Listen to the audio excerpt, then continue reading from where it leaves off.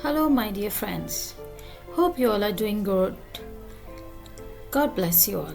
Today we will be reading the Bible Old Testament chapter Genesis 30 of Book 1. When Rachel saw that she was not bearing Jacob any children, she became jealous of her sister. So she said to Jacob, "Give me children or I'll die." Jacob became angry with her and said, "Am I in the place of God, who has kept you from having children?" Then she said, "Here is Bilhah, my servant. Sleep with her so that she can bear children for me and I can build my family through her." So she gave her servant Bilhah as a wife. Jacob slept with her, and she became pregnant and bore him a son. Then Rachel said, "God has vindicated me. He has listened to my plea and given me a son." Because of this, she named him Dan. Rachel's servant Bilhah conceived again and bore Jacob a second son. Then Rachel said, "I have had a great struggle with my sister and I have won." So she named him Naphtali. When Leah saw that she had stopped having children, she took her servant Zipporah and gave her to Jacob as a wife. Leah's servant Zipporah bore Jacob a son.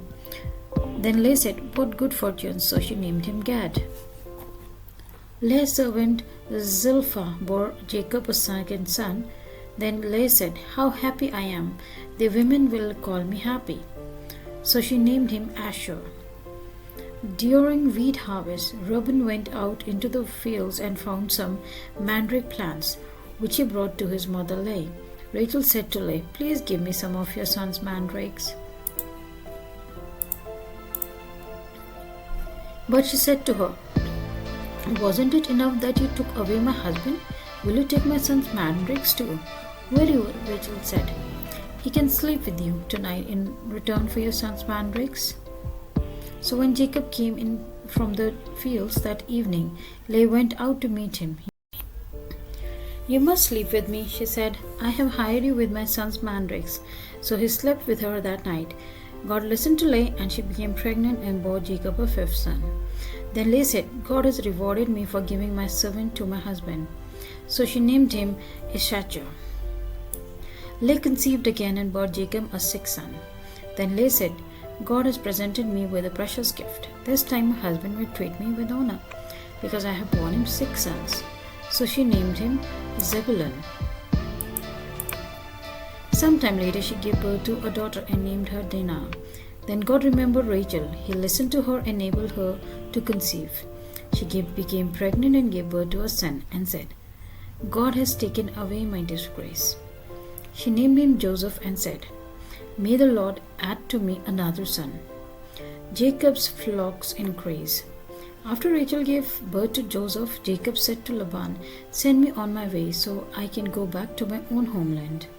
Give me my wives and children for whom I have served you, and I will be on my way. You know how much work I have done for you." But Laban said to him, "If I have found favor in your eyes, please stay. I have learned by divination that the Lord has blessed me because of you." He added, "Name your wages and I will pay them." Jacob said to him, "You know how I have worked for you and how your livestock has fared under my care. The little you have had before I came has increased greatly, and the Lord has blessed you wherever I have been. But now, when may I do something for my own household?" "What shall I give you?" he asked. "Don't give me anything," Jacob replied. "But if you will do this one thing for me, I will go on tending your flocks and watching over them.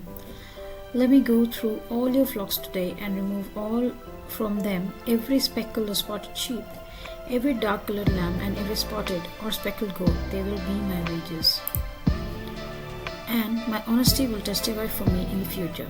Whenever you check on the wages you've paid me, any goat in my possession that is not speckled or spotted, or any lamb that is not dark-colored, will be considered stolen." "Agreed," said Laban. "Let it be as you have said." That same day he removed all the male goats that were streaked and spotted, and all the speckled or spotted female goats, all that had white on them, and all the dark-colored lambs, and he placed them in the care of his sons. Then he put a 3-day journey between himself and Jacob, while Jacob continued to tend the rest of Laban's flocks. Jacob, however, took fresh cut branches from poplar, almond and plane tree and made white strips on them by peeling the dark and exposing the inner white wood of the branches. Then he placed the peeled branches in all the watering troughs so that they would be directly in front of the flocks when they came to drink, when the flocks were in heat and come to drink. They made it in front of the branches, and they bore young that were streaked or speckled or spotted. Joseph set apart the young of the flock by themselves, but made the rest face the streaked and dark-colored animals that belonged to Laban. Thus he made separate flocks for him, and did not put them with Laban's animals. Whenever the stronger female were in heat, Jacob would place the branches in the trough in front of the animals so they would mate near the branches. But if the animals were weak, they would not place them there. So the weak animals went to Laban, and the strong ones to Jacob. In this way the man grew exceedingly prosperous and came to own large flocks, and female and male servants, and camels and donkeys. So this is the end of the chapter. We will meet in the next video. May God bless you all. In the name of the Father, Son, and the Holy Spirit.